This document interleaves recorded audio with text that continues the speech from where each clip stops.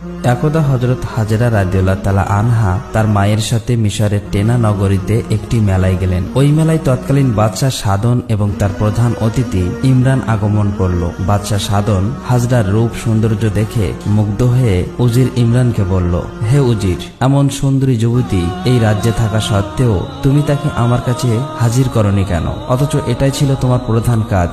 যাও, এই মুহূর্তে এই সুন্দরী যুবতীকে আমার সামনে হাজির করো, অন্যথায় তোমার গর্দান কাটা যাবে। বাদশাহর আদেশ পেয়ে উজির তখন তার কয়েকজন সাথী নিয়ে হাজরাকে খুঁজতে বেরিয়ে গেল। এদিকে হাজরা এবং তার মা বিষয়টি বুঝতে পেরে মেলার এক পাশ দিয়ে বেরিয়ে বাড়ির দিকে ছুটে চললেন। উজির ইমরান সহ সব অলিগলি খুঁজেও হাজরাকে না পেয়ে ভয়ে অস্থির হয়ে গেল।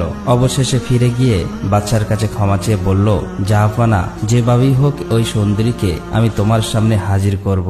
আজকের মতো আমার প্রাণ ভিক্ষা দিয়ে আমাকে এক সুযোগ দিন। তখন বাদশা বলল, 7 দিনের মধ্যে যদি ওই সুন্দরী যুবতীকে আমার সামনে হাজির করতে ব্যর্থ হও, তাহলে তোমাকে মাটিতে গেড়ে পাত্রের আঘাতে হত্যা করা হবে। এদিকে হাজরা এবং তার মা তাদের ঘরে গিয়ে প্রবেশ করলেন। তখন হাজরা কান্না জড়িত কণ্ঠে বললেন, আম্মাজান, আমার মনে হয় আমার জন্য এই ঘরে আর এক মুহূর্ত থাকা উচিত হবে না। বাদশার লোক হয়তো এক্ষুনি এখানে চলে আসবে। তাই আমি এই রাতের অন্ধকারেই কোনো গভীর জঙ্গলে চলে যেতে চাই। আপনি আমার জন্য দোয়া করুন যেন আল্লাহ তাআলা আমার ইজ্জত রক্ষা করেন। মা তার কলিজার টুকরো হাজরাকে কেঁদে কেঁদে বললেন, তোমাকে আমি একা যেতে দেব না, তোমার সাথে আমিও যাব। তখন হাজরা বলল, মা, আমাকে জঙ্গলের মধ্যে দৌড়ে পালাতে হবে। আপনি এই দুর্বল শরীর নিয়ে দৌড়ে পালাতে পারবেন না, সুতরাং আমাকে আপনি বিদায় দিন। আমি সুযোগ পেলে আপনাকে দেখে যাব। অতএব হাজরা অত্যাচারী বাদশাহ সাধনের ভয়ে রাতের বেলা নিজ গৃহ ত্যাগ করে গভীর জঙ্গলের পথে চলতে লাগলেন। কষ্টে তার বুক ফেটে যাচ্ছিল। এদিকে তার মা 2 রাকাত নামাজ পড়ে 2 হাত তুলে হাজরার জন্য দোয়া করছিলেন। ইতিমধ্যে কিছু লোক এসে উপস্থিত হলো এবং বাইরে থেকে বলতে লাগলো, এই সুন্দরী হাজরা, ঘরের বাইরে বেরিয়ে এসো। আমার বাদশার হুকুমে এখানে এসেছি, তোমাকে এক্ষুনি বাদশার দরবারে হাজির হতে হবে। অতঃপর সাড়া না পেয়ে তারা হঠাৎ করেই ঘরের মধ্যে প্রবেশ করে বৃদ্ধকে ধমক দিয়ে বলল, হাজরা, তোমার কি হয়? সে এখন কোথায় আছে? তাকে বের করে দাও। তিনি বললেন, আমি হাজরার মা, আমি জানি না হাজরা এখন কোথায় আছে। তখন ইমরানের এক সঙ্গী বলল, তাকে উদ্যম মধ্যম দিয়ে সব সত্যতা বেরিয়ে আসবে। এই বলে চাবুক দিয়ে বৃদ্ধাকে আঘাত করতে লাগলো। তার শরীর থেকে রক্ত পড়তে লাগলো। অতঃপর তাকে বাদশার কাছে নিয়ে গেল। বাদশা তখন শুনতে পেল যে হাজরার আর কোনো সন্ধান পাওয়া যায়নি। তখন সে আদেশ দিল, এই বৃদ্ধাকে কারাগারে বন্দী করে তার খাওয়া দাওয়া বন্ধ করে দাও। যতক্ষণ সে তার কন্যা কোথায় আছে না বলে, ততক্ষণ এভাবেই রেখে দাও। বাদশার আদেশে হাজরার মাকে কারাবন্দী করা হলো। চাবুকের আঘাতের কারণে তার শরীর দিয়ে রক্তস্রোত বয়ে যাচ্ছিল এবং রক্তবমি হচ্ছিল। ফলে তিনি বেহুশ হয়ে সেখানেই মৃত্যুবরণ করলেন। এদিকে হাজরা বাদশার ভয়ে গভীর জঙ্গলে লুকিয়ে রইলেন।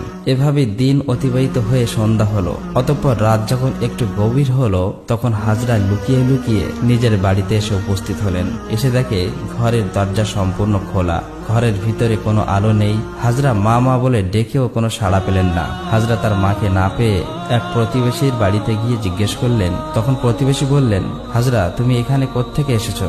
বাদশা পুরস্কার ঘোষণা করেছে তোমাকে ধরার জন্য। আজ সকালে তোমার মাকে মারধর করে বাদশার লোকেরা গ্রেপ্তার করে নিয়ে গিয়েছে। এই কথা শুনে হাজরা চিৎকার করে কেঁদে উঠলেন। তখন প্রতিবেশী মহিলা বললেন, হাজরা, তুমি এখানে কি করছো?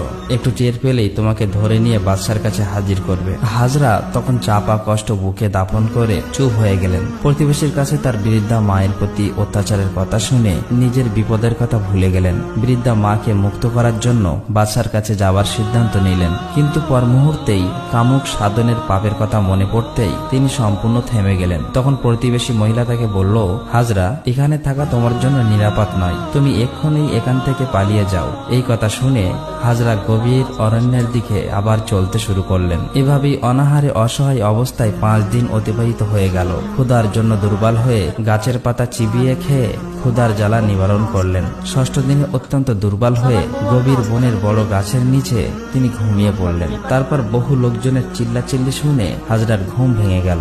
আসলে বাদশার সৈন্যদের ছোটাছুটির কারণেই বনের মধ্যে হইচই পড়ে গেল। পরিস্থিতি বুঝতে পেরে হাজরার ভিতরে ভয় চলে আসলো। এমন সময় এক সৈন্য তার কাছে চলে আসে এবং চিৎকার করে বলে, এই তো হাজরা। ফলে মুহূর্তের মধ্যে অন্যান্যরাও সেখানে এসে উপস্থিত হয়। হাজরার অসহায়ত্ব দেখে তারা বিকটভাবে হাসতে আসতে লাগলো। হাজরা তখন ভয়ে ব্যাকুল হয়ে দোয়া করলেন, হে আল্লাহ, হে দয়াময় প্রভু, ও তোমার এই দাসের প্রতি নির্দয় হও না। তুমি তো এই দাসীকে